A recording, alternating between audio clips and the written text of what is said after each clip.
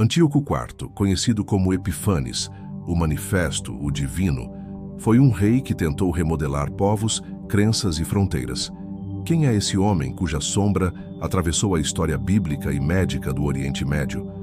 Mas por que seu nome ainda provoca reações tão fortes? Neste vídeo vamos percorrer sua vida, entender suas motivações políticas e refletir sobre como os atos de um governante geraram resistência à memória e até textos sagrados.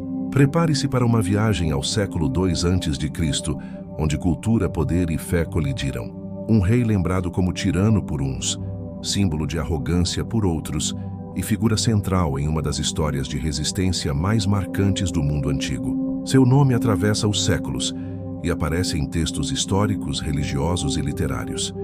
Ele é associado ao período mais tenso entre o Império Seleucida e o povo judeu, marcado por perseguições, imposições culturais e a profanação do Templo de Jerusalém. Neste vídeo, vamos explorar sua vida, suas ações, seu impacto político e religioso e por que ele permanece até hoje como uma figura tão poderosa e controversa. Prepare-se para mergulhar no século II a.C., onde poder, fé, ambição e resistência se chocaram de maneira decisiva. O mundo em que Antíoco viveu. Após a morte de Alexandre, o Grande, o vasto império que ele conquistou se dividiu entre seus generais. Nascia o mundo helenístico, um ambiente onde a cultura grega se misturava com tradições locais, formando uma das épocas mais dinâmicas da antiguidade. Entre esses reinos estava o Império Seleucida, uma imensa faixa territorial que ia da Síria à Pérsia. Era um império culturalmente diverso, politicamente instável e constantemente pressionado por inimigos externos, como Roma e o Império Parta. No século II a.C., o Império Seleucida estava enfraquecido por guerras internas e perdas territoriais. Governar aquilo exigia força, estratégia e muitas vezes mão pesada. É nesse cenário que surge Antíoco IV, um príncipe educado no pensamento grego e moldado em meio às disputas de poder mais intensas do seu tempo. A vida de Antíoco IV e sua ascensão ao trono. Antíoco IV nasceu por volta do ano 215 a.C., filho do poderoso Antíoco III, conhecido como o Grande. Na juventude, ele viveu como refém político em Roma, algo comum na época para garantir tratados entre impérios. Depois passou um período em Atenas, onde absorveu profundamente a cultura e filosofia gregas. Em 175 a.C., após a morte de seu irmão, Antíoco IV retornou à Síria e assumiu o trono seleucida em meio a intrigas e disputas internas. Ele adotou o título Epifanes, que significa manifestação divina, um título ousado, que por si só mostrava sua intenção de se apresentar como um governante extraordinário, quase sagrado. Era carismático, inteligente, politicamente agressivo e determinado a restaurar a glória do Império Seleucida, mesmo que isso significasse esmagar resistência e impor sua visão cultural. Ambições, política e a construção de sua imagem. Antíoco IV buscava consolidar seu império através de duas estratégias: força militar e helenização. Para ele, a cultura grega era o modelo ideal de civilização. Assim, promoveu instituições gregas, incentivou cultos pagãos, fortaleceu cidades helenizadas e interferiu diretamente nos cultos religiosos locais.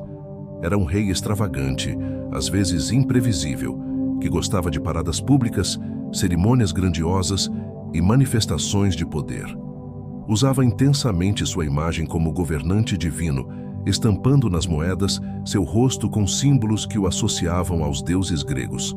Para alguns povos do império, isso era visto como modernização. Para outros era opressão cultural. A verdade é que Antíoco acreditava que só conseguiria manter seu vasto território unido através de uma cultura dominante, e essa cultura deveria ser, segundo ele, a grega. Essa política, contudo, acendia conflitos profundos com comunidades que tinham identidades religiosas fortes, especialmente os judeus da região da Judéia. O conflito com Jerusalém e a profanação do templo. A relação entre Antíoco IV e o povo judeu se deteriorou rapidamente. A Judéia era uma região estratégica e, ao mesmo tempo, fortemente enraizada em tradições religiosas monoteístas que não aceitavam divinizações de reis ou cultos gregos.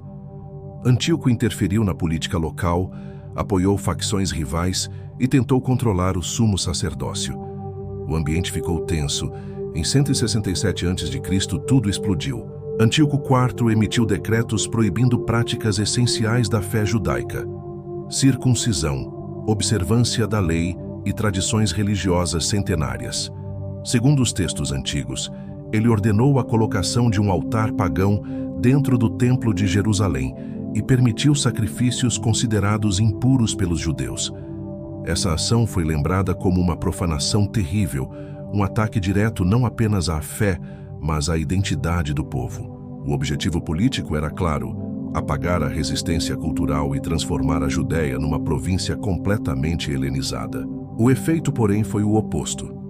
Em vez de submissão, Antíoco despertou um dos movimentos de resistência mais marcantes da história: a Revolta dos Macabeus. Da indignação nasceu a Revolta dos Macabeus. Liderados por Matatias e depois por seu filho Judas Macabeu, os judeus iniciaram uma guerra de guerrilha contra o Império. Embora numericamente inferiores, eram movidos por fervor religioso, senso de justiça e defesa da própria identidade. As vitórias dos Macabeus surpreenderam o mundo antigo. Em poucos anos, eles reconquistaram Jerusalém, limparam o templo e o rededicaram a Deus.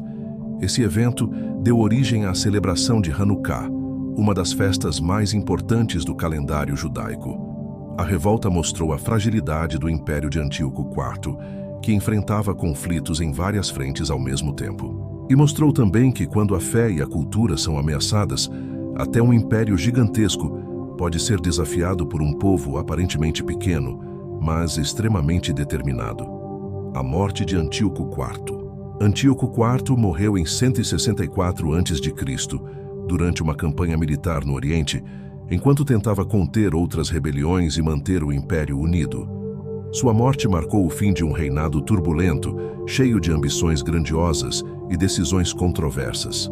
Com sua partida, o Império Seleucida entrou em declínio acelerado.